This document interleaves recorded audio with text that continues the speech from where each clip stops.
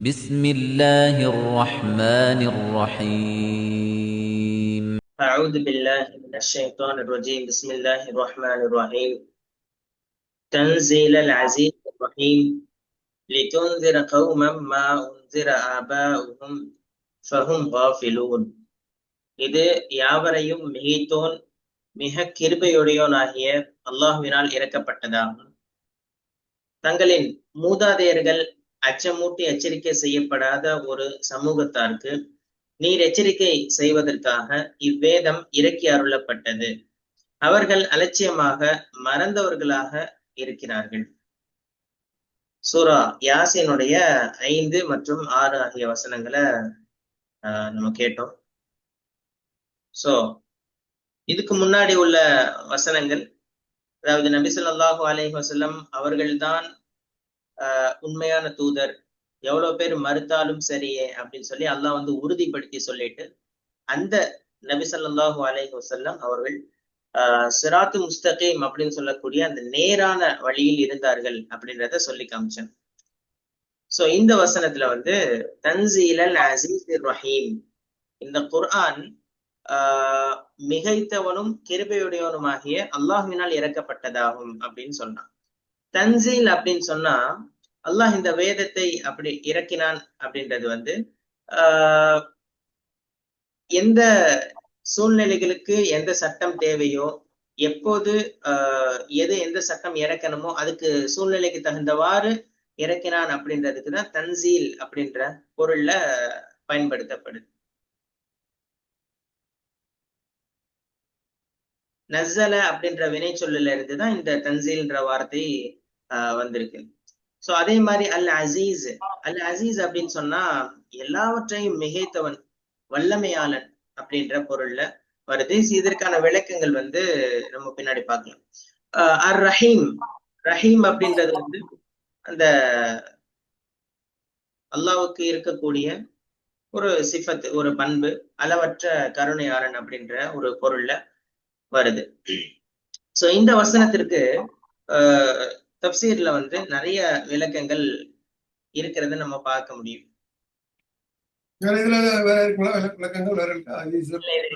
இன்னும் வருது.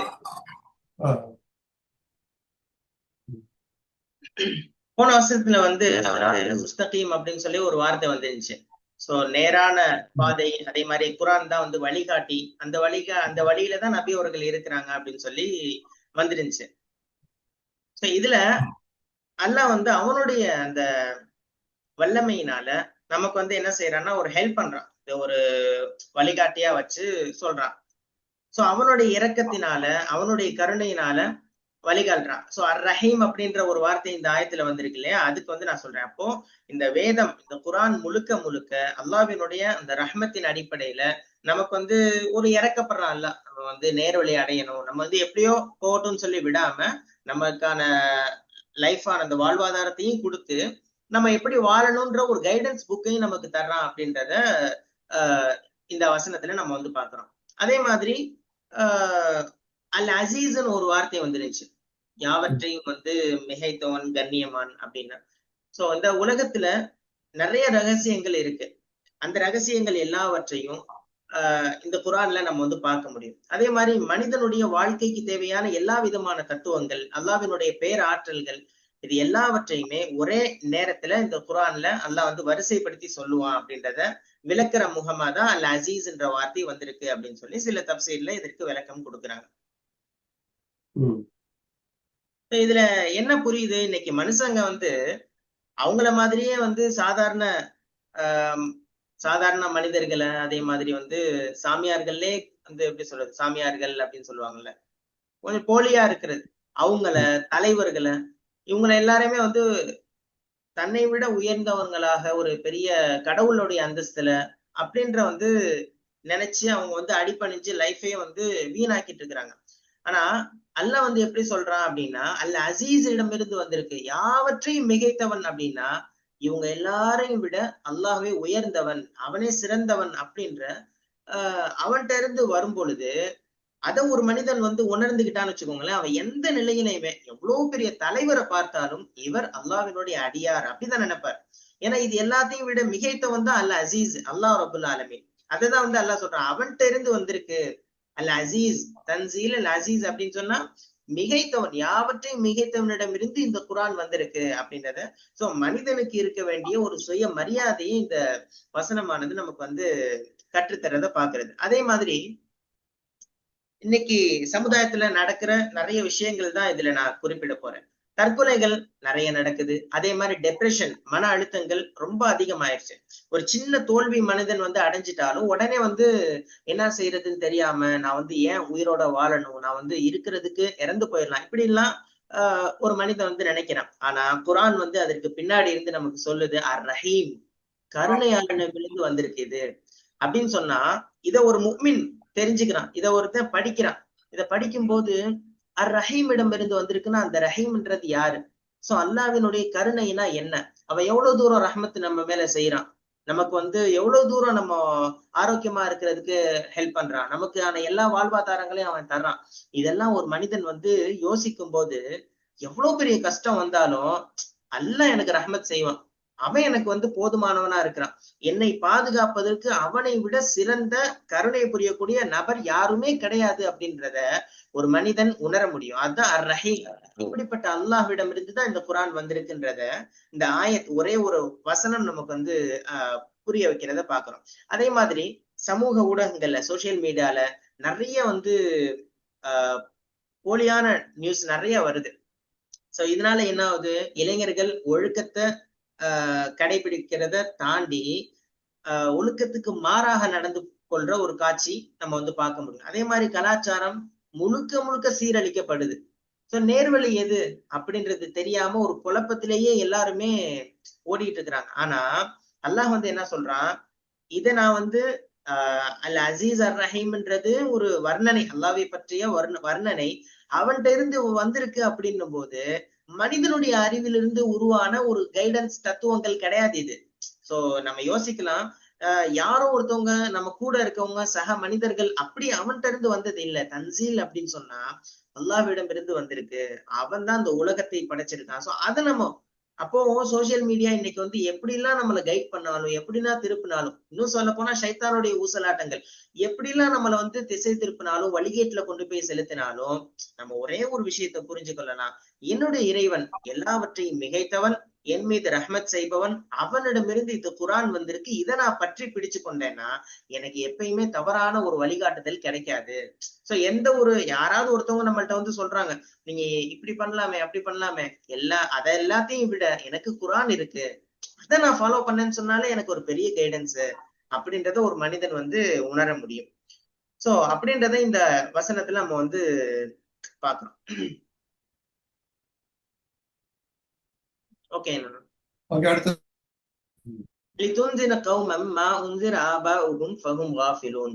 நபியே, இறை தூதரே, எவர்களுடைய மூதாதையர்கள் எச்சரிக்கப்படவில்லையோ அதன் காரணமாக எவர்கள் பாராமுகமாக இருக்கிறார்களோ அந்த சமூகத்தாரை நீங்கள் எச்சரிப்பதற்காகவே இது இறக்கப்பட்டது. 6வது வசனம் இது. அல்லாஹ் வந்து இதுல சொல்லும் பொழுதே ஃபர்ஸ்ட் தன்சீல் அப்படின்னு சொல்லி போன வசனத்துல சொன்னா, இந்த வசனத்துல என்னன்னா லிதுந்திர, ஃபர்ஸ்ட் எடுத்தோன்னே நீங்கள் எச்சரிக்கை செய்வதற்காக. யாரை? கௌமன் மா உந்திர ஆபாஉகும், எவர்களுடைய அந்த ஆபாவுகும்னா அவர்களுடைய மூதாதையர்கள், அவங்களுக்கு எச்சரிக்கப்பட்டது என்னவோ, எச்சரிக்கையாளர் வரவில்லையோ அது வந்து அப்படிப்பட்ட ஒரு சமுதாயத்தை தான் நீங்க பாக்குறீங்க. இதுக்கு முன்னாடி எந்த ஒரு எச்சரிக்கையாளரும் வரல, அப்படிப்பட்ட ஒரு சமுதாயத்தினரை நீங்க வந்து எச்சரிக்கணும். ஆபாவுகும் ஃபஹும் காஃபிலூன், ஃபஹும் காஃபிலூன்னா அவர்கள் வந்து எப்படி இருந்தாங்க, உங்களுக்கு வந்து முழுக்க முழுக்க காஃபில்னா நமக்கு தெரியும், எந்த ஒரு விஷயத்தையும் கவனம் இல்லாம பாராமுகமாக அறியாமையில இருக்கிறாங்க அப்படின்றதுதான் வந்து அல்லாஹ் சொல்றான். இப்போ இதுல இஸ்மாயில் அலைஹிஸ்ஸலாம் நமக்கு எல்லாம் தெரியும். இஸ்மாயில் அலைஹிஸ்ஸலாம் அவர்களுடைய சந்ததியில் வந்தவங்க தான் நபி ஸல்லல்லாஹு அலைஹி வஸல்லம். சோ இந்த இஸ்மாயில் நபிக்கு பிறகு அலைஹிஸ்ஸலாம் அவங்களுக்கு பின்னாடி எந்த ஒரு நபியுமே நீண்ட காலமாக எச்சரிக்கை செய்யக்கூடிய நபி வரல. சோ இதற்கு பேர் வந்து ஃபத்ரா அப்படின்னு சொல்லி சொல்லுவாங்க. இதற்கு நேம், அதாவது ஒரு நபிக்கு பின்னாடி அடுத்த நபி வர வரைக்கும் கேப் ஆகுது இல்லையா, எந்த நபியும் வராம, அந்த காலத்திற்கு பேர் வந்து ஃபத்ரா அப்படின்னு சொல்லி சொல்லுவாங்க. சோ அப்படி வந்து ஒரு சமூகம் இருக்கு.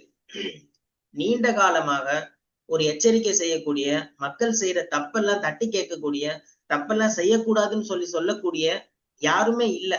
சோ அவங்களுடைய மூதாதையர்கள் என்ன செஞ்சாங்க, அறியாமையிலே இருந்து அவங்க வந்து ஒவ்வொருத்தவங்களா அப்படியே மரணம் அடைஞ்சிட்டே வராங்க, ஒவ்வொரு சந்ததியினரா. சோ அதற்கு அந்த அறியாமையில் இருக்கக்கூடிய ஒரு சந்ததியை எச்சரிக்கை செய்வதற்காகத்தான் நபி ஸல்லல்லாஹு அலைஹி வஸல்லம் அவர்கள் வந்து அனுப்பப்பட்டாங்க அப்படின்றத ஜலாலைன் போன்ற தப்சீல்ல, பைலாவி போன்ற தப்சீல்ல வந்து நம்ம பார்க்கிறோம். சொல்லி துந்திர அப்படின்னா எச்சரிக்கை செய்வதற்காக. அடுத்தது காஃபிலூன்ற ஒரு வார்த்தை வந்துருச்சு. இப்போ அவங்க அவங்க இருக்கின்ற அந்த நிலைமை என்ன, அவங்களுக்குன்னு ஒரு கைடன்ஸ் இல்ல. ஒரு நபர் கைட் பண்ணணும், அப்படி இல்லைன்னா ஒரு வேதம் கைட் பண்ணணும். ஏன்னா இதுக்கு முன்னாடி இருந்த வேதத்தையும் அவங்க ஃபாலோ பண்றது இல்ல. சோ மறுமை சிந்தனை சுத்தமா இல்லாம போச்சு, சத்தியம்னா என்னன்றது தெரியாம போச்சு.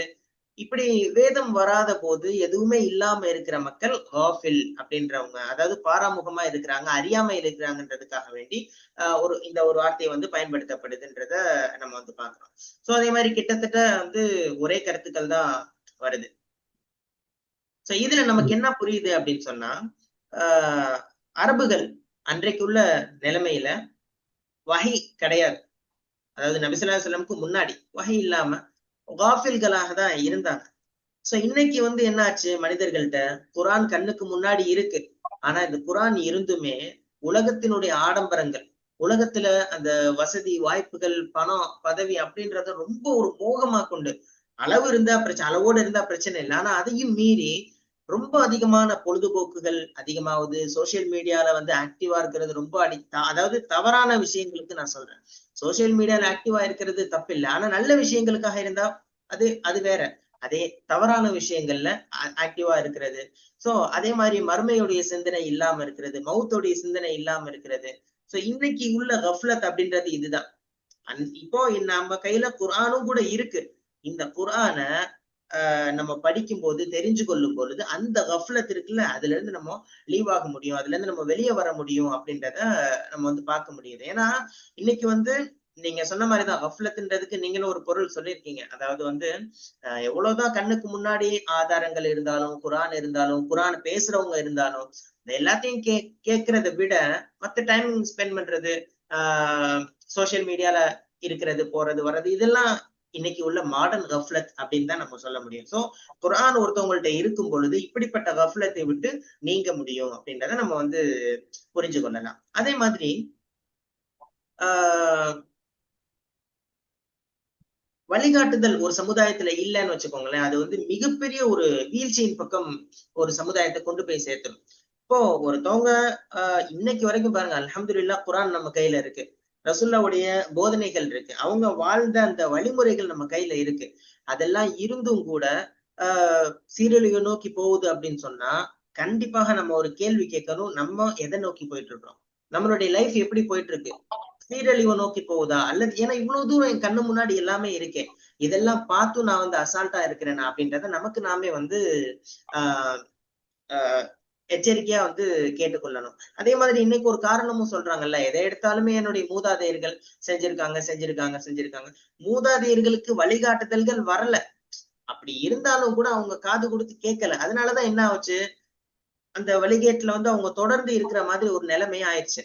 ஆனா அதற்கு பின்னாடி உள்ள சமுதாயம் ஒரு வழி கிடைக்குது, ஒரு நல்லதை எடுத்து சொல்றாங்க, ஒரு தவறான விஷயங்களை எடுத்து திருத்தணும்னு நினைக்கிறாங்க, அப்படியெல்லாம் கண்ணுக்கு முன்னாடி வந்திருக்கும் பொழுது அத கேட்டு நடக்கணும். சோ இன்னைக்குள்ள பெற்றோர்கள், குறிப்பாக ஆசிரியர்கள், இவர்கள் எல்லாருமே அவங்கள்ட்ட படிக்க வரக்கூடிய அந்த மாணவர்களுக்கு, மாணவியர்களுக்கு, அதாவது பொம்பளை பிள்ளைங்க ஆம்பளை பிள்ளைங்க ரெண்டு பேத்துக்குமே சேர்த்து மார்க் அறிவையும் கத்துக் கொடுக்கணும், அதே மாதிரி ஒழுக்கத்தையும் கத்துக் கொடுக்கணும். அப்படி கத்துக் கொடுக்காம போச்சு அப்படின்னு சொன்னா இதற்கு பின்னாடி வரக்கூடிய தலைமுறை என்ன ஆகும், அதே மாதிரி இவங்க செஞ்ச தப்ப பார்த்து பார்த்து செய்வாங்க. ஏன்னா இன்னைக்குள்ள ஜென்ரேஷன் வந்து போன ஜென்ரேஷனை காரணம் காட்டி அசால்ட்டா வந்து அந்த தவறுகள்ல தொடர்ந்து இருக்கிறாங்க.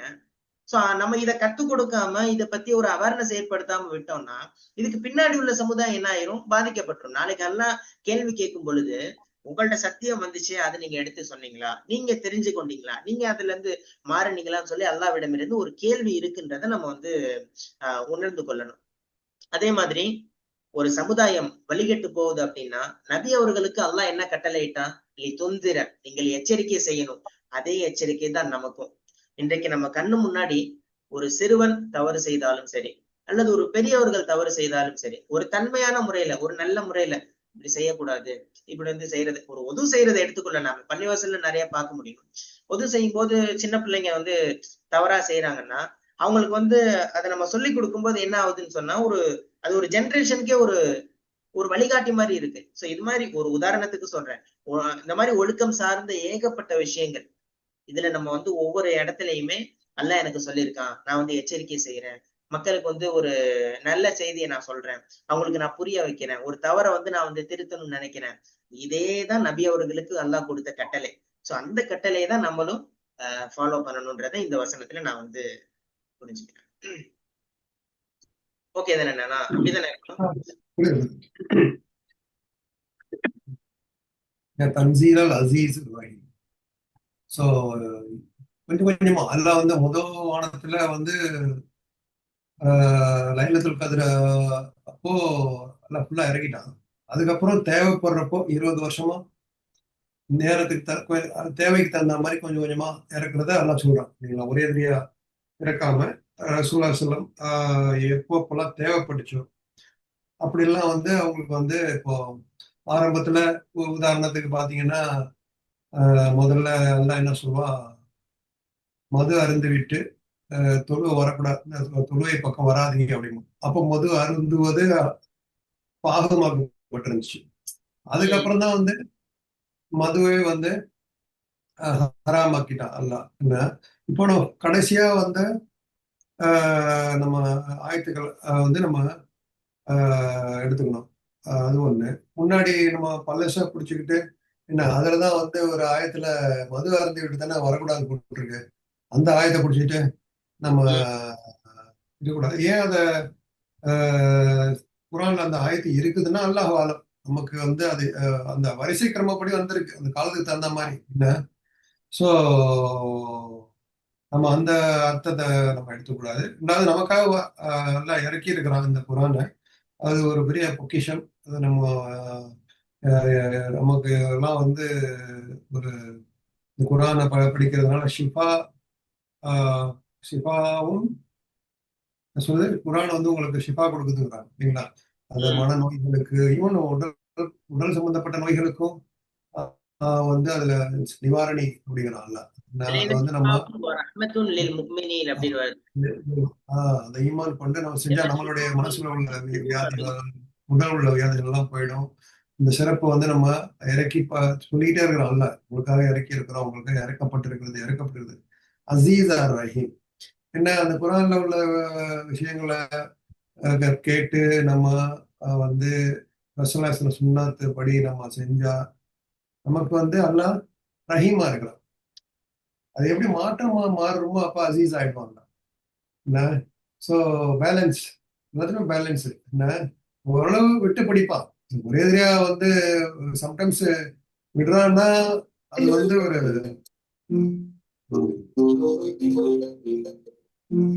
விடுறான்னா வந்து அது சில பேரை டெஸ்ட் தான். நான் இங்க பிடிக்கலன்னாட அங்க போய் பிடிப்பான்ல. ரொம்ப கவனமா இருக்கணும். நம்மளும் அந்த மாதிரி அசீஸ் ரஹீம். ஏன்னா நமக்கு வந்து கீழே இருப்பாங்க, நமக்கு பலகீனமான நம்ம கீழே இருப்பாங்க. வேலையாட்களோ பிள்ளைங்களோ என்ன மகள் அம்மா முடியாதவங்களாம் இருப்பாங்க. அவங்கள்ட்ட வந்து நம்ம கருணையும் காமிக்கணும். சம்டைம்ஸ் கண்டிப்பாவும் இருக்கணும். சில விஷயங்கள் வந்து மார்க்கத்துக்கு புறம்பாவோ நடக்கும் போது நம்மள வந்து கண்டிப்பா காட்ட வேண்டிய இடத்துல காட்டணும். ஒரே எதிரியா கண்டிப்பு கண்டிப்பு கண்டிப்பு ரொம்ப போட்டு ரொம்ப சொல்லுவாங்கல்ல, வந்து ஒரு குடும்பாவின்னு சொல்லுவாங்க. அந்த அந்த அளவுக்கு நம்ம இருக்கக்கூடாது. சில நேரத்தில் கருணையை காமிக்கிற நேரத்துல கருணை காட்டணும். ஸ்ட்ரிக்டா இருக்கிற நேரத்துல ஸ்ட்ரிக்டா இருக்கணும். அது வந்து அல்லா அந்த பேலன்ஸ் நம்ம கொடுக்கணும். அது தவிர ஏன்னா அல்லாவுடைய நம்ம ஏன் அல்லாவே அசீஸ் அர் ரஹீம் அப்படிங்கிறான்னு சொல்லும் போது நம்ம அந்த சிப்பத்துகளை ஏன் அல்லா சொல்லி காமிக்கிறான், என்னுடைய சிப்பத்து எது அப்படிங்கிறது. நீங்களும் அந்த மாதிரி இருங்கன்னு சொல்லுவோம். சில பேர் வந்து ஒரு எப்ப பாரு திட்டிக்கிட்டே இருப்பாங்க. ஒரு வந்து தவறையே தான் பார்த்துட்டு இருப்பாங்க. என்ன சில பேர் பாத்தீங்கன்னா ரொம்ப அப்ரிஷியேட் பண்ணிக்கிட்டே இருப்பாங்க. என்ன அதுவும் தப்பு. நான் சில நேரத்துல எந்த நேரத்துல வந்து பேலன்ஸா நம்மளும் இருக்கணும். நான் அல்லாவுடைய அளவுக்கு நம்ம இருக்க முடியாது, அசீஸாவோ ரஹீமாவோ. பட் நமக்கு வந்து தெரியணும், இந்த நேரத்துல வந்து கோவம் வந்துச்சுன்னா ரொம்ப நமக்கு மேல அடக்கவே முடியாத கோவம் வரும். சம்டைம்ஸ் பிள்ளைங்கள்ட்ட, மனைவிட்ட எல்லாம் வந்து அந்த நேரத்துல சொல்லுவாங்கல்ல, கோபத்தை வந்து கோபத்தினால நம்ம எந்த தண்டனை கொடுத்துடக்கூடாது. அது மனைவியை வந்து திருத்தலாம், கணம் பொண்ணா நீ மனைவி நீ நிர்வாகிக்கணும். நீங்க வந்து அப்படியே விட்டுட்டா உடஞ்சு போயிடுவாங்க, வெம்போன்னு விட்டுட்டா உடஞ்சு போயிடுவாங்க அப்படிங்கிற அதிசயம் இருக்கு. அது ஒரு பெரிய டாபிக். நம்ம வந்து சைக்கியாட்ரிக் கிடையாது. பட் அந்த ஒரு ஞானத்தை எல்லாம் கொடுக்கணும். எந்த நேரத்துல நம்ம வளைக்கணும், எந்த நேரத்துல வந்து நிமிக்கணும், எந்த நேரத்துல வந்து நம்ம அவங்கள வந்து அன்பா அன்பு செலுத்தணும் அப்படிங்கிறது வந்து நம்ம அதுக்குள்ள திக்குகள்லாம் இருக்குது, சட்ட மசாயல்கள்லாம் இருக்குது. நம்ம படுக்கையை விட்டு விலக்கி வைக்கிறது, பிள்ளைங்களை தொழுவுல என்ன அடிக்கிறது, அதுவும் வந்து ரொம்ப லிமிட்டடா தான் அடிக்கணும். வந்து ரொம்ப போட்டு கோபம் வந்துடக்கூடாது. அப்புறம் வந்து பக்கம் பள்ளியாசில வரமாட்டான். என்ன இந்த ஆள் என்ன சொல்றாரு, நான் என்ன பள்ளியாசம் கேட்க அப்படி வந்து நம்ம தண்டிச்சிடக்கூடாது பிள்ளைங்களை. சம்டைம்ஸ் நடக்கும், அந்த கோபத்துல வந்து நீ என்ன நான் சொல்றதை கேட்கறது இல்ல அப்படின்னு. இப்ப நம்ம வந்து முன்னாடி உள்ள காலம் வேற, இப்ப இருக்கிற காலம் வேற. பிள்ளைங்க வந்து நம்ம இப்போ நீங்களாம் யங் ஜெனரேஷன், உங்க அத்தா அம்மாலாம் வேற மாதிரி இருந்திருப்பாங்க. அப்போ இந்த இன்டர்நெட்டோ என்ன அப்போ ரொம்ப ஸ்ட்ரிக்டா இருப்பாங்க. இப்ப அந்த மாதிரி இருக்கும் சான்ஸ் இல்லை. இப்ப அதுக்கு போற மாதிரி விட்டு தான் போகணும். ஸோ அதெல்லாம் நம்ம படிச்சுக்கணும். அதுக்கு வந்து சரியா நிறைய ரிசோர்சஸ்லாம் இருக்குது, நிறைய ஆன்லைன்ல கிடைக்குது, சில புத்தகங்கள்லாம் எழுதப்பட்டிருக்கு. அதெல்லாம் எடுத்து படிச்சுக்கிட்டே இருக்கணும். நம்ம படிச்சு பிள்ளைங்களை எப்படி கரெக்ட் பண்றது, போறது வர்றது, நிறைய இஸ்லாமிய ஆத்தர்கள் நிறைய எழுதியிருக்கிறாங்க. அதெல்லாம் நம்ம படிச்சு மற்றவங்கள ஒவ்வொரு தலைவரும் அவங்களுடைய கூட்டத்துக்கு பொறுப்பாளின்னு சொல்லுவாங்க இல்லையா. நான் அடுத்தது சொல்றேன், கவர்மெண்ட் எச்சரிக்கை செய்யறது. எல்லாம் வந்து ஒரு சுதந்திர நாசுன்னு சொல்லல, நாசுனுக்கோ இது வந்து ஒரு ஒட்டுமொத்த சமூகத்துக்கும், சமூகத்துல நம்மளும் அடங்கிடும் அது. என்ன சோ இத ராஜாக்கும் பொருந்தோம், இந்த மந்திரிக்கும் பொருந்தோம், ஒரு அடிமைக்கும் பொருந்தோம். என்ன இந்த கவுன்னு என்ன. சோ இந்த குரான் வந்து ஒரு சாதாரண மக்களுக்கு மட்டும்தான், இது அரசருக்கு கிடையாது. அரசருக்கு தப்பிச்சிட முடியாது. என்ன இவர் வந்து அந்த நாட்டு அரசர் வந்து இதுல வந்து இன்க்ளூட் ஆக மாட்டாரு. இந்த கவுன்னு சொல்றதுல வந்து இப்போ வந்து எல்லாருக்குமே அப்ளிகபிள். இதுல வந்து ஆண் பெண் வந்து எல்லாருக்குமே நாஸ் நாசனிய சொல்லாம கவுமனிய எல்லாம் சொல்றாங்கன்னா எல்லாம் வேலை காமனா நான் இப்படிதான் புரிஞ்சுக்கிறேன். ஒரு சமூகம்னா சமூகத்துல உள்ள எல்லாருக்கும் ஏற்றத்தாழ்வு இல்லாம எல்லாருக்கும் இறக்கப்பட்டிருக்குது. யாரும் அதுல இருந்து எக்ஸ்கியூஸ் பண்ண முடியாது. எனக்கு வந்து இந்த சட்டத்துல இருந்து விதிவிலக்கு அப்படிங்கறதெல்லாம் கிடையாதுங்க. எச்சரிக்கை முந்திர வந்து எச்சரிக்கை செய்யறோம்ல, இந்த நல்ல விஷயங்கள்லாம் செஞ்சா உங்களுக்கு வந்து சொர்க்கம் கிடைக்கும், இந்த செயல்கள்லாம் நான் சொன்னதை செய்யலைன்னா நரகம் கிடைக்கும் அப்படின்னு நல்லாவே எச்சரிச்சிடறான். என்ன நீ அங்க போகாத, அங்க போனா நீ உனக்கு பிரச்சனை தான் அப்படின்னு ஒருத்தர் நம்ம சொன்னா போகக்கூடாதுல்ல. என்ன நீ அங்க அந்த வழியா போனா அங்க ஒரு யானை நிக்குது உனக்கு பிடிச்சிடும் அப்படின்னா போக நம்ம. என்ன சோ அப்படி நான் போய் தான் பார்ப்பேன் அப்படின்னா போய் வந்து நம்ம ஒத்தா போக வேண்டியதுதான். சோ அந்த எச்சரிக்கை அதான் அறிவாளி. என்ன ஒருத்தங்க சொல்றாங்கன்னா அதை கேட்டுட்டு செய்யாம இருக்கணும். அது செஞ்சுதான் பார்ப்போமே. என்ன களவும் கற்றும் வர, அது மார்க்கெட்ல கிடையாது, நம்ம மார்க்கெட்ல கிடையாது. என்ன களவும் கற்றுக்கவும் கூடாது, என்ன மறக்கவும் கூடாது. மேபி அந்த அந்த திருடன் எப்படி திருடனா அப்படிங்கிறதுக்கு வந்து நம்ம அது காவலர்களுக்கு ஒரு அந்த கண்டெய்ன் என்வரான்மெண்ட்ல அவங்க போய் செய்யலாம். அது இப்போ திருடன் இப்போ ஆன்லைன்ல சில பேர் ஹேக் பண்றாங்க, வந்து பிஷிங் பண்றாங்க. இது எப்படி பண்றாங்க, அந்த அந்த குற்றங்களை தடுக்கிறதுக்காக எப்படி செய்யறாங்க அப்படிங்கிறதுக்காக செய்யலாம், நியத்து. என்ன சோ அந்த தவறுகளை வந்து நம்மளுடைய பயனுக்காக சரி நல்லா சொல்ல அதை செஞ்சு பார்ப்போமே. என்ன இது வந்து என்னதான் நடக்குது பார்ப்போமேன்னு சொன்னா அது வந்து அது முட்டாள்கள் தான் செய்வாங்க இல்லைங்களா. சோ எல்லாம் எச்சரிச்சுட்டான். எச்சரிச்ச பிறகு வந்து நம்ம அந்த திருப்பி திருப்பி அந்த மிஸ்டேக் செஞ்சுக்கிட்டு இருக்கோம். சரியா தொழுவாம இருக்கிறோம், சரியா ஓதாம இருக்கிறோம், நம்ம ஹலால் ஹராம் பேணாம இருக்கிறோம், நம்ம ஆரோக்கியத்தை பேணாம இருக்கிறோம், நம்ம சொந்தக்காரங்களுக்கு செய்யறது இல்லை, அப்படிலாம் இருந்துச்சுன்னா நமக்கு வந்து அதோடைய பாதிப்புகளை வந்து இந்த உலகத்திலயும் அல்லாஹ் கொடுத்துரும், மறு உலகத்திலயும் அந்த பாதிப்பை கொடுப்போம். ஏன்னா எச்சரிச்சுட்டான்ல, இப்படி எல்லாம் செஞ்சா அப்படி இப்படி இருப்பீங்க. ஏன்னா நீ வந்து உன் உறவினர்களோட உதாரணத்துக்கு ஒத்துமையா இருந்து உன்னுடைய அண்ணன் தம்பி அக்கா தங்கச்சியோட உறவை கட் பண்ணாம இருந்தீங்கன்னா உங்களுக்கு ஆயுள் நீட்டிக்கப்படுது, உங்களுக்கு ரிஸ்க்கு என்ன விஸ்தீர்ணமாக்கப்படுது. அது கட் பண்ணிட்டா ஆயுளை குறைச்சிடுறான். இந்த ரெண்டாவது வந்து அந்த அவங்களுடைய ரிஸ்க்கு பறக்கத்தெல்லாம் குறைச்சிடுறான். என்ன அதெல்லாம் நம்ம செஞ்சு பார்க்கணுமா என்ன? நம்ம நல்லா சொல்லிட்டான், உறவினரோட ஒத்துமையாயிரி உன்னை உறவை படைச்சிட்டேன் அப்படிங்கும் போது நம்ம அறிவாளி எப்படி இருப்பாங்க? நம்ம அவங்களே தப்பு செஞ்சா கூட மன்னிச்சுட்டு போய் சேர்ந்துக்குவாங்க. நல்லா எச்சரிச்சுட்டான். நம்மளுடைய ஈகோ அங்க கொண்டு போய் போட முடியாது. நீ யாரு நான் யாரு, சைத்தான் அவன் கொண்டு வருவான். எச்சரிக்கை அப்பதான் வந்து நம்ம இந்த எச்சரிக்கை எல்லாம் செஞ்சுட்டானே, நம்ம ஈகோலாம் அந்த இடத்துக்கு வச்சிடணும் அப்படின்ட்டு. ஸோ ஆபாவும் நமக்கு வந்து என்ன படிப்பினா, நம்ம ஆபாவும் காஃபில் நம்ம வந்து எக்ஸ்கியூஸ் சொல்ல முடியாது அல்லாட்ட போய், அல்லா எனக்கு வந்து யாரும் சொல்லி கொடுக்கல அப்படின்ட்டு நம்ம குரான் கையில் கொடுத்துட்டான்ல. கல்வி கற்றுக்கொள்வது ஒரு கடமை. நம்ம கஃலத்துல இருந்துட்டேன், எனக்கு வந்து யாரும் சொல்லல, என்ன இந்த எந்த அஜரத்தை வந்து சொல்லல வட்டி வாங்கக்கூடாதுன்னு, எந்த அஜரத்தும் சொல்லல தினா செய்யக்கூடாதுன்னு, என்ன எந்த அஜரத்தும் சொல்லல உறவை கட் பண்ணக்கூடாதுன்னு, என்ன அப்படின்னு அல்லாஹ் கிட்ட போய் நம்ம இந்த ஆயத்துல சொல்லிடுறாங்க.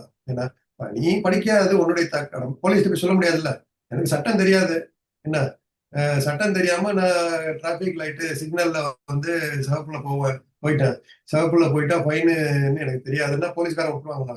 என்ன நீ தெரிஞ்சுக்க வேண்டிய உன்னோட விஷயம். என்ன இந்த சொல்லுவாங்கல்ல அந்த மாதிரி, சட்டம் தெரியலன்னா நோ எக்ஸ்கியூஸ். நான் தெரியாம ஒருத்தனை போய் கொலை பண்ணிட்டேன்னு சொல்ல முடியாது. என்ன நினைக்கிறீங்க?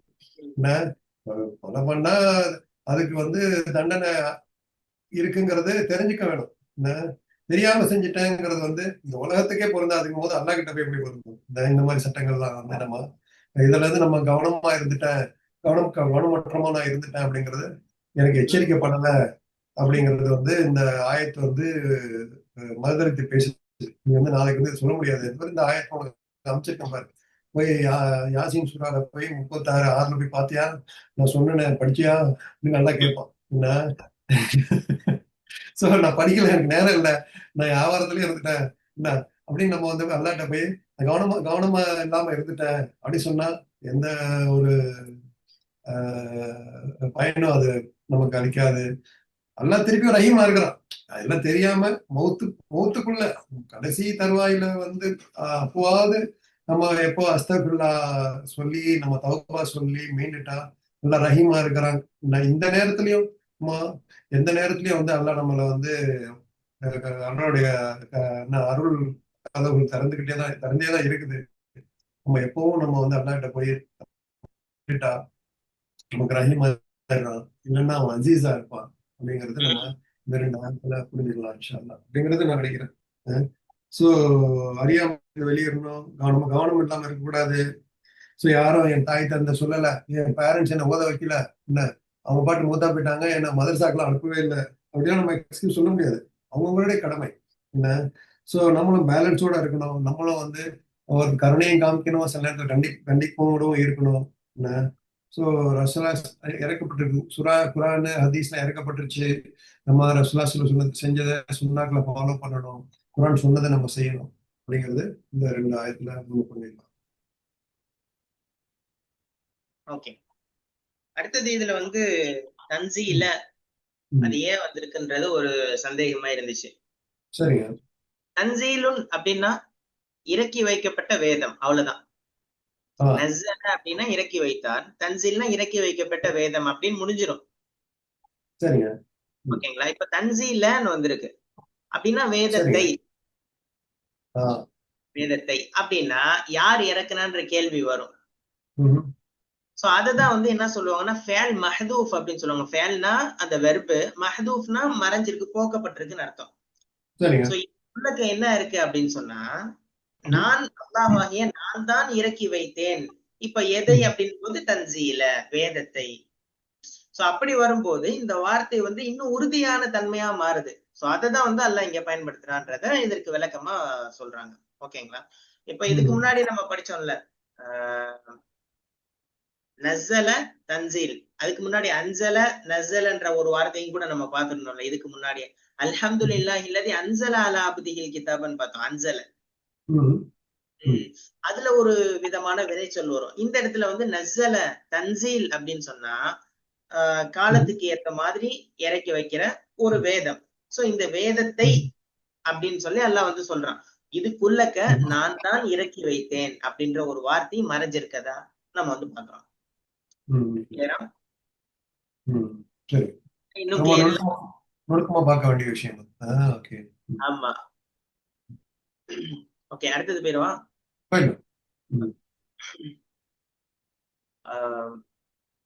லக்கத் ஹக்கல் கௌலு அலா அக்ஸரிஹிம் ஃபஹும் லா யுமினூன். நிச்சயமாக இவர்களில் அநேகர் மீது அவர்களுக்கு வேதனை உண்டு என்ற அல்லாஹ்வின் வாக்கு உண்மையாகிவிட்டது. ஆகவே அவர்கள் ஈமான் கொள்ள மாட்டார்கள், விசுவாசம் கொள்ள மாட்டார்கள். சூரா யாசீனுடைய 7வது வசனம் இது. சோ போன வசனத்துக்கும் இந்த வசனத்துக்குமான ஒரு கனெக்ஷன் வந்து நம்ம வந்து பார்க்க முடியும். அறியாமையில் இருக்கிற மக்களுக்கு எச்சரிக்கை செய்யறதுக்காண்டிதான் இந்த குரான் இறக்கி வைக்கப்பட்டது அப்படின்னு நல்லா சொன்னான் போன வசனத்துல. சோ அத தொடர்ந்து நபி ஸல்லல்லாஹு அலைஹி வஸல்லம் என்ன செய்யறாங்க, இரவு பகலாக மக்களுக்கு வந்து தாவா செய்யறாங்க. ஆனாலும் கூட மக்கத்து காஃபிர்கள், மக்கத்து இணை வைப்பாளர்கள் வந்து இஸ்லாத்தை ஏற்காம வந்து பிடிவாதம் பிடிக்கிறாங்க அப்படின்ற ஒரு கேள்விக்கான ஒரு பதில். இவ்வளவு தூரம் ரசூல் ஸல்லல்லாஹு அலைஹி வஸல்லம் வந்து தாவா செஞ்சும் ஏத்துக்க மறுக்கிறாங்க, பிடிவாதம் பிடிக்கிறாங்க அப்படின்னா அதற்கு ஒரு பதிலை தான் இந்த வசனம் வந்து சொல்லுது. முஹம்மதே அப்படின்னு சொல்லி நபி ஸல்லல்லாஹு அலைஹி வஸல்லம் பார்த்து அல்லாஹ் சொல்றான், நீங்க சோர்வடைய வேணாம். இவர்கள்ல அதிகமான ஆளுங்க கர்வத்தின் மூலமா அவங்களுக்கு இருக்கிற அந்த பெரிய அந்தஸ்தன காரணமா வச்சு சத்தியத்தை வந்து வேணும்னே மறுக்கிறாங்க. இப்படி மறுத்ததன் காரணமாக இவங்களுக்கு இறைவனுடைய தீர்ப்பு ஏற்கனவே எழுதப்பட்டுருச்சு. சோ இனி இவங்க வந்து மாற போறதும் இல்ல அப்படின்ற வசனத்தை தான் அல்லாஹ் வந்து நபி ஸல்லல்லாஹு அலைஹி வஸல்லம்க்கு ஒரு பாரத்தை குறைக்கிற மாதிரி சொல்றான். அதாவது நபி அவர்களுக்கு ஒரு ஆறுதலாக. இவ்வளவு தூரம் எச்சரிக்கை வந்து அல்லாஹ் செய்ய சொன்னான். அதையும் எடுத்து நபி அவர்கள் எச்சரிக்கை இரவு பகலாக தொடர்ந்து செய்யறாங்க. செய்யும் பொழுது மக்கள் ஏற்றுக்கொள்ளாம இருக்காங்கன்னா அதை பத்தி நீங்க கவலைப்பட வேணாம், இவங்களுக்கான தீர்ப்புன்றது வந்துருச்சு, உறுதி ஆயிருச்சுன்றத அல்லாஹ் இந்த வசனத்துல சொல்லி காமிக்கிறான். சோ அல் கவுலு அப்படின்னு ஒரு வார்த்தை வந்திருக்கு இந்த வசனத்துல. அல் கவுல், தீர்ப்பு. ஏன்னா அல்லாஹ் வந்து ஏற்கனவே இன்னொரு வசனத்துல சொல்லி காமிப்பான், அம்லஅன்ன ஜஹன்னம மினல் ஜின்னத்தி வன்னாசி அஜ்மைன். நிச்சயமாக நான் நரகத்தை மனிதர்கள் மற்றும் ஜின்களை கொண்டு நிரப்புவேன் அப்படின்னு சொல்லி ஏற்கனவே ஒரு தீர்மானத்தை அல்லாஹ் வந்து சொல்லிட்டான். அப்படின்னா நரகத்துக்கு சில பேர் போவாங்க, மனிதர்களும் சரி ஜின்களும் சரி போவாங்க அப்படின்றத அல்லாஹ் ஏற்கனவே ஒரு இடத்துல சொல்லியிருக்கிறான். இப்போ இந்த அபுஜஹல், நபி அவர்கள் காலத்தில் வந்த அபுஜஹல், அபுலஹப் போன்ற ஒரு பெரிய பெரிய கொடிய மனிதர்கள், இவங்க எல்லாம் ஈமான் கொள்ளவே மாட்டாங்க, இவங்களுக்கு வந்து கதிர் உறுதி ஆயிடுச்சு அப்படின்னா அல்லாஹ்வினுடைய அந்த தீர்ப்புன்றது உறுதி ஆயிடுச்சு அப்படின்றத அல்லாஹ் வந்து இந்த வசனத்துல, இந்த ஆயத்துல சொல்லி காமிக்கிறான். அதே மாதிரி இன்னொரு தஃப்சீர்ல நம்ம வந்து பாக்குறோம், அல்லாஹ் வந்து எடுத்த எடுப்புல யாருக்குமே வந்து நேர்வழியெல்லாம் கிடையாது அப்படின்னு சொல்லி மறுக்கிறது இல்லை. தொடர்ந்து சத்தியத்தை கேட்கிறாங்க இந்த மனிதர்கள். ஆனாலும் கூட அவங்கள்ட்ட இருக்க அகந்தை, பெருமையின் காரணமா தூக்கி எறிகிறாங்க. அதெல்லாம் நான் ஏத்துக்கொள்ள முடியாது, நான் ஏன் இதை ஏத்துக்கணும், இதை நான் வந்து ஏன் வந்து பின்பற்றணும், உங்களை ஏன் நான் வந்து நபியா இப்படின்னு சொல்லி அவங்கள்ட்ட இருந்த அந்த கர்வம், பெருமையை வச்சு ரொம்ப பேசுறாங்க. சோ இதற்கு தண்டனையா அல்லாஹ் என்ன செய்யறான்னா, இவ்வளவு நாள் வந்து உங்களுக்கு இவ்வளவு தூரம் செய்திகள் கிடைச்சும் நீங்க வந்து அசால்ட்டா இருக்கிறீங்க அப்படின்னு சொல்லி அல்லாஹ் இவர்களுடைய இதயத்துக்கு சீல் வச்சிடறான். அதுதான் அல்லாஹ் சொல்றான், ஃபஹும் லா யுமினூன்.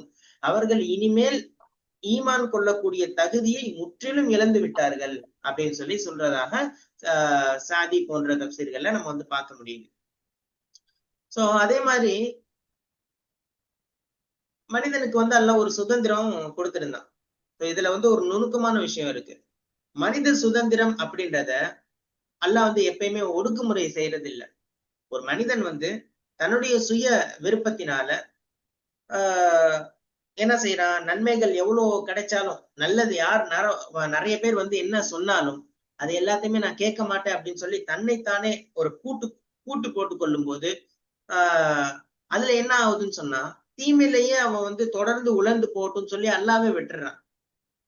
இந்த இடத்துல எவ்வளவு பேர் நல்ல விஷயங்கள் சொன்னாலும் சின்ன வயசுல இருந்து பார்க்கலாம். ஃபர்ஸ்ட் ஆரம்பத்துல பெத்தவங்க வந்து அட்வைஸ் பண்ணிக்கிட்டே வருவாங்க. அடுத்து டீச்சர்ஸ் அட்வைஸ் பண்ணிக்கிட்டே வருவாங்க. அடுத்து சமூகத்துல இருக்க பெரிய பெரிய ஆளுங்க அட்வைஸ் பண்ணிக்கிட்டே வருவாங்க. இப்படி ஒரு மனிதனுக்கு வந்து பல்வேறு வகையில வந்து நல்ல விஷயங்கள் கிடைச்சிக்கிட்டே இருக்கும். அது எல்லாமே நான் கேட்க மாட்டேன், நான் ஏன் கேட்கணும், நான் ஏன் ஃபாலோ பண்ணணும்னு சொல்லி ஒருத்தன் வந்து தன்னைத்தானே தன்னுடைய இதயத்தை வந்து லாக் பண்ணிக்கிட்டே இருந்தான்னா அல்ல என்ன தெரியுமா செய்வான், அப்படியே அவனை வந்து விட்டுருவான் லூஸ்ல. நீ வந்து அப்படியே இரு அப்படின்னு சொல்லிட்டு. சோ ஆன்மீகம் அப்படின்றது அந்த இடத்துல அவனுக்கு மௌத்தா போயிருது, ஒண்ணுமே இல்லாம ஆயிடுறான். அதுதான் வந்து அல்லாஹ் சொல்றான், கேட்கல அப்படின்னு சொன்னா நீங்க அதை பத்தி கவலையே பட வேணாம், அவங்களுக்கான தீர்ப்புன்றது உறுதி ஆயிடுச்சு. அதே மாதிரி ஆஹ் அக்சரிகிம்னு ஒரு வார்த்தை வந்திருக்குல்ல, அக்சரிகிம்னா அவர்கள்ல பெரும்பாலான ஆள் அப்படின்னு சொல்லி எல்லாம் துல்லியமா வந்து குறிப்பிடுறான். சோ ஒட்டுமொத்த மக்காவில் இருக்கக்கூடிய எல்லாருமே வந்து இந்த வசனம் வந்து சொல்லல. ஏன்னா பிற்காலத்துல நிறைய பேர் வந்து மக்காவினுடைய வெற்றிக்கு பின்னாடி இஸ்லாத்தை ஏத்துக்கொண்டவங்களும் இருக்கிறாங்க. அதை வந்து அல்லாஹ்வுக்கு நல்லாவே தெரியும். சோ யாரெல்லாம் வந்து தொடர்ந்து பிடிவாதமாக இஸ்லாத்தெல்லாம் ஏத்துக்கொள்ள மாட்டேன், நபி அவர்களை ஏத்துக்கொள்ள மாட்டேன், நல்ல விஷயங்களை நான் வந்து காது கொடுத்து கேட்க மாட்டேன் அப்படின்னு சொல்லி இருக்கிறாங்களோ அவங்களுக்கான ஒரு வசனம் தான் இது. கேட்காம இருக்கீங்களா, ஒரு நல்ல விஷயம் வந்து அது நீங்க காது கொடுக்காம இருக்கீங்களா, உங்களுக்கான தண்டனை தீர்ப்பு அப்படின்றது அல்லாஹ் வந்து எழுதிட்டான் அப்படின்றதுதான் இதுல வந்து சொல்றான். ஹக்க அப்படின்னு ஒரு வார்த்தை வந்திருக்கு இதுல. ஒரு ஹக்க அப்படின்றது வந்து இந்த பாஸ்டன்ஸ் பேல் மாதின்னு சொல்லுவாங்க, பாஸ்டன்ஸ்ல வந்திருக்கு. மறுமையில நடக்கிற ஒரு விஷயத்த அல்லாஹ் வந்து கடந்த காலத்துல சொல்றான். மறுமையில தான் நடக்க போகுது அப்படின்னா எதிர்காலத்துல தானே சொல்லணும். அல்லாஹ் வந்து இதை கடந்த காலத்துல சொல்றான் அப்படின்னா இது என்ன அர்த்தம், இந்த தீர்ப்பு அல்லாஹ் வச்சிருக்க இந்த தீர்ப்பு அது எந்த நிலையிலையுமே மாற்றம் ஏற்படாது, அணு அளவு கூட பிசகாது, நடந்தே தீருன்றதை உறுதிப்படுத்திதான் அல்லாஹ் வந்து ஹக்க அப்படின்னு சொல்லி பாஸ்டன்ஸ். அப்படின்னா நடந்துருச்சு, நீ இப்படிலாம் இருக்கியா, உனக்கு உறுதி ஆயிடுச்சுன்னு அர்த்தம் அப்படின்றத ஹக்க.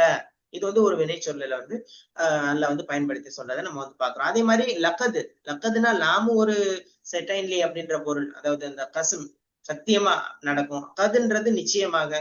சோ இதுவும் கூட என்ன ஆச்சு, அல்லாஹ்வின் மீது சத்தியமாக நிச்சயமாக இவங்களுக்கு வந்து விதி அப்படின்றது உறுதி ஆயிடுச்சு அப்படின்றத அல்லாஹ் இந்த வசனத்துல சொல்லி காமிக்கிறான்.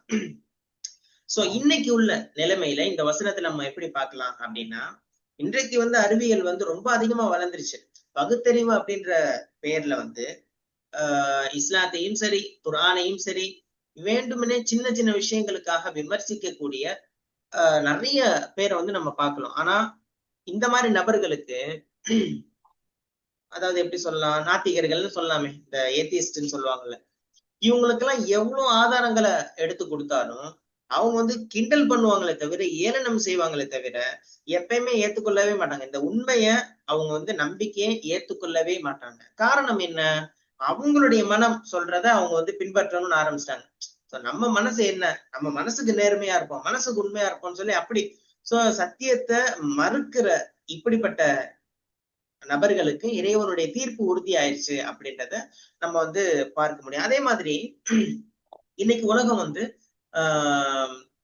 மெஜாரிட்டி பெரும்பான்மை என்ன செய்யறாங்க, மக்கள் பெரும்பான்மை எது செய்யறாங்களோ அதுதான் சரி அப்படின்னு சொல்லி நிறைய பேர் வந்து சொல்றாங்க. ஆனா குரான் வந்து நிறைய இடத்துல அக்ஸருகும் அப்படின்னு எல்லாம் பயன்படுத்துது, அவர்கள் பெரும்பாலானோர் அதிகமானோர் அப்படின்னு சொல்லி பயன்படுத்தப்படுது.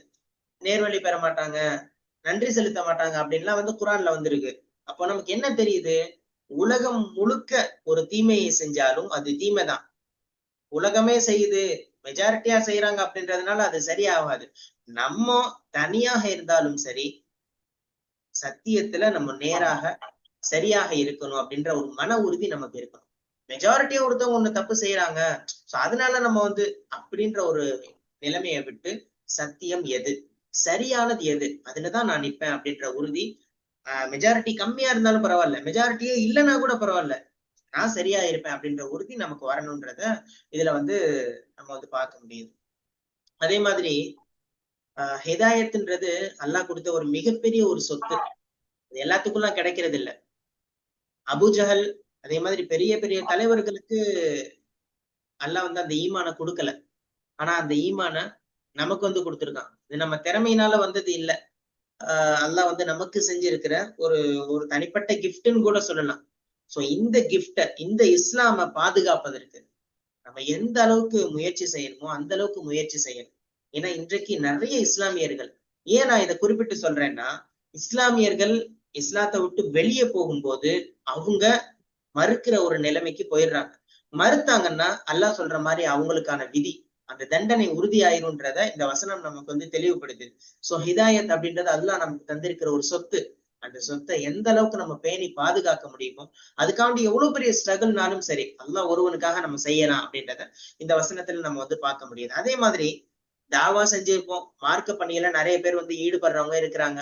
குடும்பத்தை சரி பண்ணணும், குடும்பத்திலேயே நிறைய மிஸ்டேக்ஸ் நடக்குது, நிறைய தப்பு செய்யறாங்க, அதை சொன்னாலும் கேட்க மாட்டேங்கிறாங்க அப்படின்னு சொல்லிட்டு நிறைய பேர் இருக்கிறத நம்ம வந்து பார்க்க முடியும். நம்மளுடைய குடும்பத்துல கூட அந்த மாதிரி நம்ம சரி செய்யணும்னு நினைக்கிற ஒரு ஆர்வம் கூட நமக்கு இருந்திருக்கும்.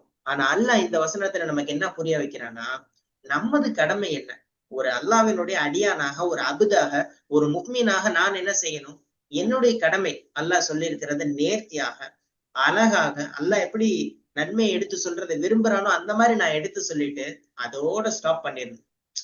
நான் சொல்றதை இவங்க ஏத்துக்கொள்ள மாட்டேங்கிறாங்க, நான் சொல்றதை வந்து புரிஞ்சு கொள்ளவே மாட்டேங்கிறாங்க, நான் இவ்வளவு தூரம் கத்துறேன், அதை பத்தி அவங்க பெருசா எடுத்துக்க, அந்த கவலை எதுவுமே தேவையில்லை. ஏன்னா நபி அவர்களுக்கே அல்லாஹ் சொல்றது என்ன, நபியே நீங்க சொல்றது மட்டும்தான் அவங்களுடைய வேலை. கேட்காம இருக்கிறாங்களா, அவங்களுக்கான தீர்ப்பு அது உறுதி ஆயிடுச்சு. சோ ஒரு மிகப்பெரிய ஒரு ஆறுதல் அல்லாஹ் வந்து இந்த வசனத்துல நமக்கு சொல்றான். சோ உள்ளத்தை மாற்றுவது, அதே மாதிரி ஹிதாயத் கொடுக்கிறது அப்படின்றது நம்ம கையில இல்ல, நம்ம கையில எடுத்து வைக்கிறது மட்டும்தான் இருக்கு அப்படின்றத ஆழமாக நாம் புரிஞ்சு கொள்ளணும் அப்படின்றத இந்த வசனத்துல நம்ம வந்து தெரிய முடியுது. சத்தியம் விட்டு சொல்றான் வந்து சில பேர் அந்த சூறா இறங்கினப்போ பெரும்பான்மையோர் ஈமான் கொள்ள மாட்டாங்க அப்படின்னு. சோ பெரும்பான்மை இப்ப நமக்கு என்ன படிப்புன்னு, நம்ம அந்த பெரும்பான்மை கூட்டத்தினர ஆகிடக்கூடாது, நல்லா காப்பாற்றணும். நம்ம சப்ஜெக்ட் குழுவான அந்த என்ன துவா அது, நம்ம வந்து யாவும் கல்விகள் குழு சப்ஜெக்ட் கல்வி அலா தீனி நம்ம கேட்டுக்கிட்டே இருக்கணும். என்ன இந்த குரூப்ல என்ன ஆக்கிடாத, என்ன உள்ளங்களை புரட்டு கூட எனது உள்ளத்தை உனது மார்க்கத்தில் உறுதிப்படுத்து. இந்த பெரும்பான்மை கூட்டத்துல எல்லாம் பெரும்பான்மை பெரும்பான்மை பெரும்பான்மை தானே, எல்லாரும் செய்யறாங்க, எல்லாரும் செய்யறாங்க, எல்லாரும் தவறு செய்யறாங்க, எல்லாரும் ஏமாத்துறாங்க. என்ன இப்படி எல்லாம் பண்ணாதான், கலப்படம் பண்ணாதான் வியாபாரம் பண்ண முடியும், இப்படி எல்லாம் வண்டி வாங்கினாதான் முன்னேற முடியும், என்ன இப்படி எல்லாம் வந்து அந்த மைண்ட் செட்டு வந்துடக்கூடாது. என்ன சில ஹலால் ஹராம்லாம் பேணும் போது ரொம்ப சிரமமா தான் இருக்கும். என்ன நமக்கு வந்து இஸ்ராஃபை கண்ட்ரோல் பண்றது என்ன எல்லாம் ஒரு சிரமமான விஷயங்கள் தான். என்ன அதை யாரு வந்து அதுல அந்த பெரும்பான்மை எல்லாம் சொல்லி பெரிய விஷயங்கள், இந்த பெரும்பாவங்கள்ல இருந்து நம்ம முதல்ல ஈமான் நம்ம எல்லாம் நம்ம ஈமான் எல்லாம் இருக்கிறோம். இப்போ நம்ம வந்து லாயிலாக எல்லாம் மூதர் சொல்லி இருக்கிறோம். அதை வந்து ஸ்ட்ரெங்தன் பண்ண பார்க்கணும். அந்த ஈமான் வந்து நம்ம பறி போயிடக்கூடாது. என்ன மற்ற பெரும்பாவங்கள்ல இருந்து நம்ம பெரும் பாவங்கள் செய்யற கூட்டத்துல நம்மள ஆயிடக்கூடாது. அதான் மெயினா சின்ன சின்ன விஷயங்கள், இந்த மாதிரி சின்ன அப்பப்போ நடக்கிற மனிதர்கள் செய்யற தவறுகள் அப்பப்போதான் நம்ம இந்த டக்குனு அதுல இருந்து வெளியே வந்துடணும். பெரிய பாவங்கள்ல இருந்து வட்டி என்ன, ஷிர்கு, கொலை, என்ன அந்த ஜினா, இதுல வந்து இந்த மாதிரி விஷயங்கள்ல ஏமாத்துறது, என்ன இந்த அனாதைகள் சொத்தை அபகரிக்கிறது, இந்த மாதிரி விஷயங்கள்ல இருந்து ரொம்ப ரொம்ப கவனமா இருக்கணும்.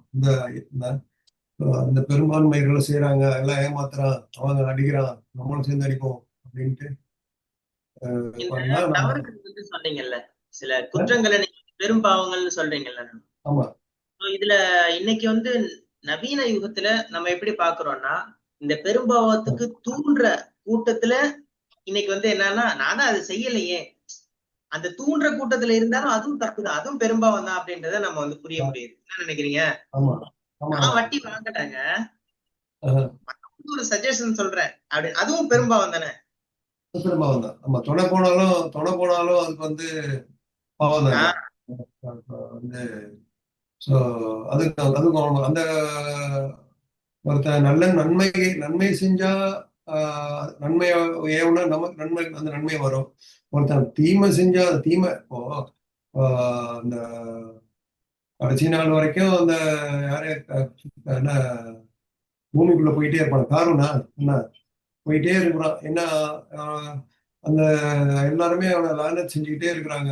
அபூ ஜஹல அவனை லானத் செஞ்சுக்கிட்டு தான் எல்லாம் இருக்கிறான். என்ன இது வந்து நம்ம ஒரு தப்பு செஞ்சுட்டு போயிட்டா அதோட அஹ், எல்லாரும் செய்யறாங்கன்னா அந்த தீமை நமக்கு வரும். என்ன ஸோ அதுல நம்ம கவனமா இருக்கணும். இதுல வந்து உம் நம்ம பெரும்பான்மை செய்யறாங்க அப்படின்ட்டு நம்ம இருக்கக்கூடாது. ரெண்டாவது வந்து நீங்க சொன்ன மாதிரி தாவா செய்யறது, போக்குவரத்துலாம் வந்து நம்ம ரசலாசலத்தை வந்து அவங்களுடைய ஒரு வெயிட்டை குறைக்கலாம். வந்து நீங்க அதெல்லாம் கவலைப்படாதீங்க, நீங்க சொல்றத சொல்லுங்க. இந்த பெரும்பான்மை மக்களை வந்துக்காக நம்ம வந்து சொல்லாம இருக்கக்கூடாது. இதே 4 பேர் கேட்டாலும் 4 பேர் சிரிப்பானுங்க தான். என்ன 2 பேரும் பேசிட்டு வந்துருக்காங்க இங்க என்ன அப்படின்னு. அதுக்காக நம்ம வந்து மனசு உடைஞ்சிடக்கூடாது. நம்ம நல்ல நியத்துல செஞ்சுட்டு போயிட்டு இருக்கிறோம். போற வழியில எதை இம்ப்ரூவ் பண்றதை பண்ணிட்டு போயிட்டு இருக்கணும். ஸோ பெரும்பான்மையினர் வந்து கேட்கல, யாரோ ஒருத்தங்க ஈமான் பண்ணா சரி, அவங்களுடைய ஈமான் பலப்படுத்தப்பட்டா சரி, இல்லைன்னா எல்லாம் நம்மளோட நியத்துக்காக ரெண்டு உலகத்திலையும் வர்க்கத்தை செய்வான் அப்படிங்கிற உறுதியா நம்ம நம்பணும். எல்லா உம் பத்திய நல்ல என்ன பண்ணிக்கிட்டே இருக்கணும் நம்ம என்ன. ஸோ அப்படிங்கிறது இந்த ஆயத்துல நம்ம மெயினா அதாவது பெரும்பான்மையினர் செய்யறாங்க அப்படிங்கிறதுல வந்து நம்ம கவனமா இருக்கணும் அப்படிங்கிறது நம்ம. அதே மாதிரி ஒரு முத்திரையும் எல்லாம் வந்து குத்திடுறான். ரொம்ப ம், ஒருத்தன் நிராகரிச்சுட்டே இருக்கிறான். ரொம்ப வந்து ஒருத்தன் வந்து ஒருத்தவங்க சொல்றத ம். அப்படியே வந்து அதெல்லாம் கிடையாது, அப்படிலாம் கிடையாது, இப்படிலாம் கிடையாதுன்னு சொன்னா, அவன் கடைசி வரைக்குமே உண்மைன்னு நல்லா சொல்லிட்டான். அவன் கடைசி வரைக்குமே நீ என்ன சொன்னாலும் ஏத்துக்கொள்ள மாட்டான் அப்படின்னு நல்லா சொல்லிட்டான். அது நமக்கு தெரியாது யாருங்கிறது. தெரியாதா? அல்லாஹ் சொல்றது வந்து அது மறைமுக இருமல் காய்பு, ஆலிம் அலம் கைபு. ஆனா சில பேர் குரான்ல வந்து அல்லாஹ் ஒரு வெளிப்படையா சொல்லிட்டான். அபுல் அஹப், தப்பத் யதா அபி லஹப், ஃபிரௌனை பத்தி இப்ப எல்லாம் சொல்லிட்டான். 1 2 பேர் நமக்கு அது வெளிப்படையா எல்லாம் சொல்லிட்டான்.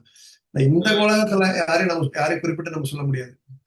சொன்ன பாவமாயிரும். உனக்கு என்ன ரைட்ஸ் ஆமா, இருக்கு நல்லா கேட்பான் நாளைக்கு போய். நீ மத்தவனை பத்தி எப்படி காப்பின்னு சொல்லலாம்? என்ன சொல்ல முடியாது. தொப்பி போடாம தொழுகிறவனுக்கு நீ காப்பின்னு சொல்லலாமா? என்ன விரலாட்டுறவனுக்கு நீ காப்பின்னு சொல்லலாமா? அவள் சொல்ல முடியாது. ஆயிலாம் சொல்லியிருக்கான். என்ன நீ வந்து இதுல இல்ல அதுல இருந்தாங்கன்னா அவன் காப்பீரு என்ன அப்படி சொல்லலாமா? என்ன வந்து அவன் நரகத்துக்கு போன்னு சொல்லலாமா? உனக்கு என்ன ரைட்ஸ் இருக்கு அப்படின்னு நல்லா கேட்பான். அதுக்கு நம்ம என்ன ஆன்சர் வச்சிருக்கோம்? என்ன உம் லாயூமின்னு நல்லாதான் சொல்றான். என்ன லாயூமின்னா என்ன காப்பீர் ஆயிடுவாங்க. இதுல அப்படி ஒரு அர்த்தம் இல்லையா? என்ன சோ அந்த விஷயத்துல நம்ம மத்தவங்களை முத்திரை கொடுக்க சும்மா முதல்ல கரெக்ட் காப்பீர் கூட்டத்துல ஆகாம இருக்கணும் அப்படிங்கறத நம்ம துவா கேட்டுக்கிட்டு இருக்கணும். என்ன உம் ஸோ வந்து யாரும் காஃபீரு மாற்று மத சகோதரர் கூட நம்ம காஃபீர்னு சொல்லக்கூடாது. ஓ சிலை வணங்கியா இருக்கிறாங்கன்னா முஷ்ரிக்கீன்னு சொல்லணும். இணை வைப்பாளர் இணை வைப்பாளர்னு சொல்லலாம் ஒழிய அவங்கள போய் காஃபீர் காஃபீர் சொல்லக்கூடாது. நிராகரிச்சோம் நமக்கு தெரியாது. அவங்க வந்து அவங்க மூத்தா போறதுக்கு முன்னாடி அவங்க எப்படி இப்போதைக்கு அவங்க வந்து முஷ்ரிக்கா இருக்கலாம். நாளைக்கு வந்து அவங்க ஈமான் கொண்டுட்டு அவங்க சொர்க்கத்துக்கு போயிடலாம். சோ நம்ம முத்திரை குத்த முடியாது. அல்லாஹ் முத்திரை கொடுத்து வந்து அல்லாஹுக்கும் அவங்களுக்கும் அவனுடைய அடியானுக்கும் உள்ள ஒரு மறைவான விஷயங்கிறத நம்ம தெரியும்.